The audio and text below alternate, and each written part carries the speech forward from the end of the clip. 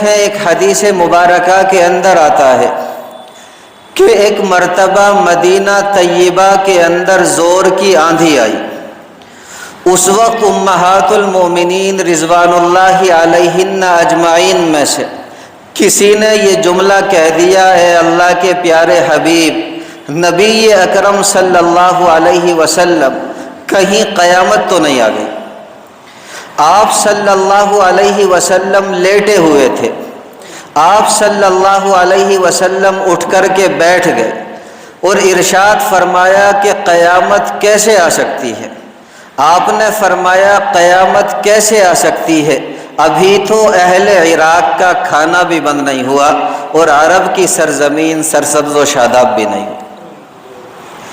دیکھیں اہل عراق کا کھانا بند ہونے کی وہ علامت جو ہم نے اپنی زندگیوں کے اندر دیکھی۔ آج سے تقریباً 25-26 سال پہلے اہل عراق کے اوپر ایسا وقت آیا تھا کہ میرے پیارے بھائیوں، اس ملک کے اندر کھانا پینا تو بہت دور کی بات ہے، بیماریوں کے لیے، اسی طرح مریضوں کے لیے دواؤں کا جانا تک بند کر دیا گیا تھا۔